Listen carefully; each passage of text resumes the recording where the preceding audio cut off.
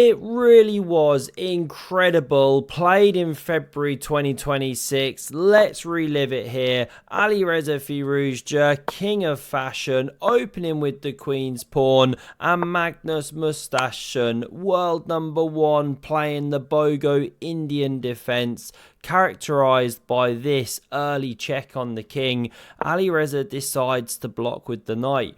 There's a bit of a traffic jam. In many of the games, we saw this bishop taking on d2, different kind of lines, but this time Magnus backs up. He wants to keep all the bits on the board. Very tense fight, and Alireza takes the entire centre with that trio of dragons. Magnus fighting back on the dark squares here. Let's see how the game develops. Getting his pony out. And before you can say, show me the tash, what a piece it was. He's unfortunately shaved it now. We do know that with great moustache comes great responsibility. He had to lop it off, I'm afraid. He finally strikes back in the centre, does Magnus. You could close the position here. Alireza goes for this one. Now we see this pawn nibbling away on the queen side there, and Carlsen simply in response. We start seeing some captures. Knight takes back, rook e8. So Magnus is playing with much less space, but his structure's solid. His pieces have some squares to play with, as we're going to see. We see this one rotating around, pressure now on this pawn, and so Magnus takes. Pawn recaptures, couple of rooks going to the blender here, and pawn to c ships, stops anything from landing on the d5 square, and opens the queen's eyes just a little bit. Now queen d2, this one hits the centre of the board, and it starts generating counterplay.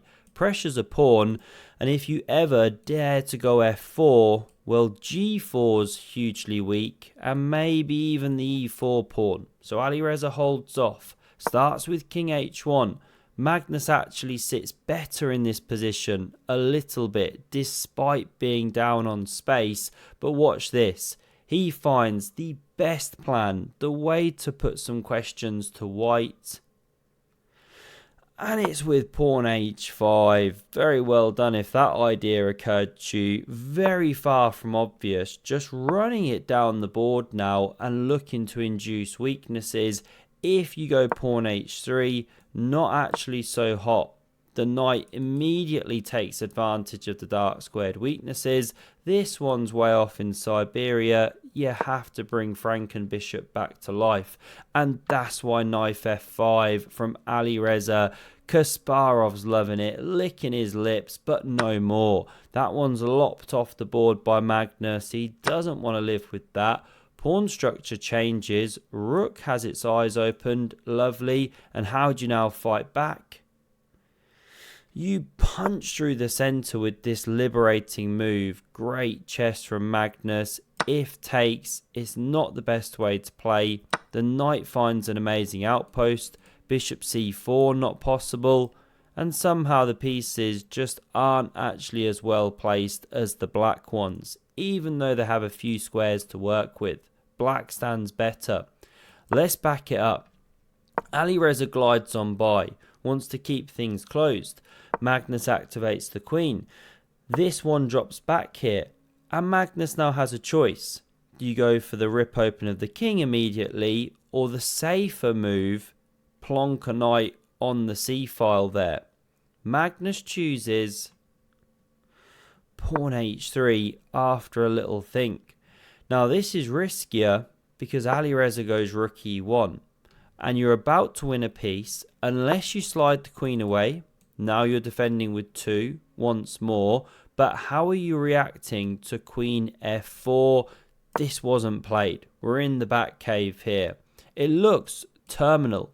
You know, if the knight moves, you win the queen.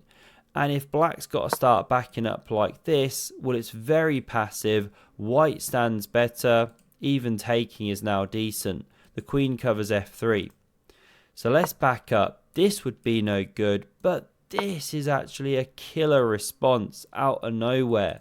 You sack a queen, and the response is rook takes on e1, not checked by the way. very far from a mate because just king g1. So this threatens to checkmate. Knight now covers. This is how the line goes. You renew the threat. I mean, this is bonkers that you can give a queen for this, but amazingly, you can, and then you can pick up a load of minor pieces.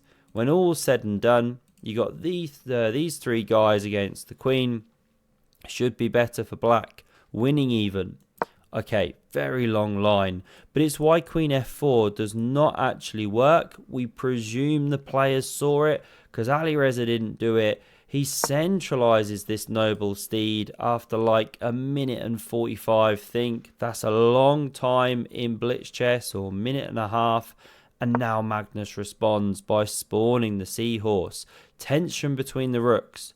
So queen c1 played. Not actually taking the knight. Wasn't such a great change of structure. This is how the game went. The all-powerful engine wants bishop takes, but king takes was selected. Rook takes, queen takes, and Magnus enters the danger zone. Poor guy's feeling drafty over here, naked as the day he was born. Bishop re-enters the game, and Magnus rotates, spins into these weakened squares. Love how he just held back and then sprang like one of those creepy creatures that climbs out the hole, right?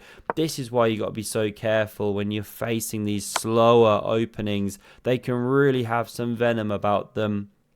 This pawn's under fire, but Magnus has got bigger fish to fry. I guess it is protected twice, but still, the structure is very weak. He instead brings Franken bishop back to life, and it anticipates this move.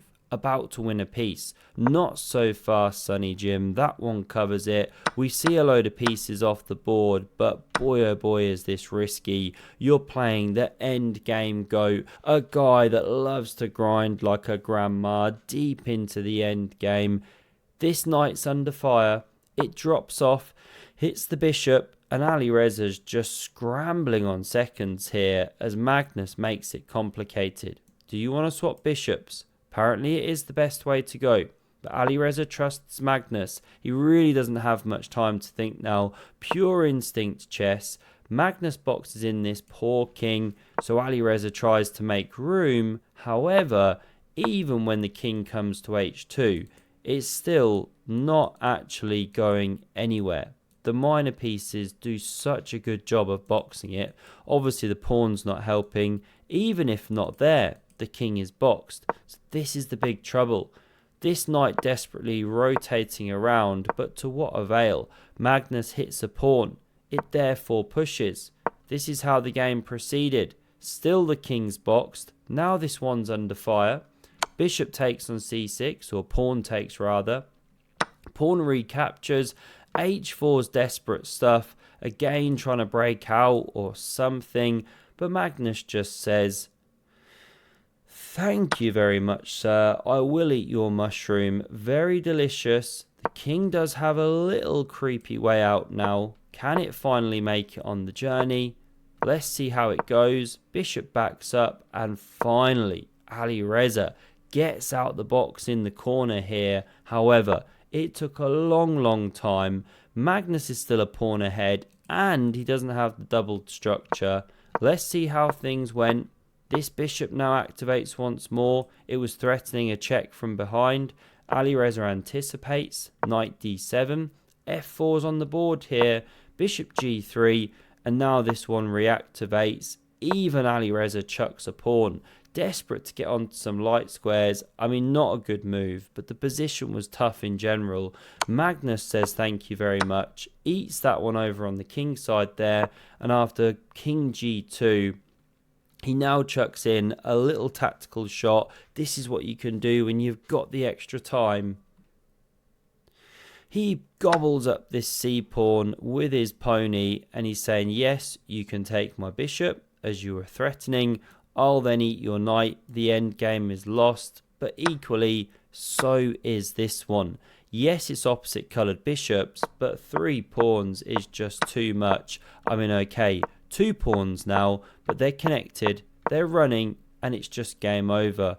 What to show you? There's not too many lines. Let's say something a bit like this.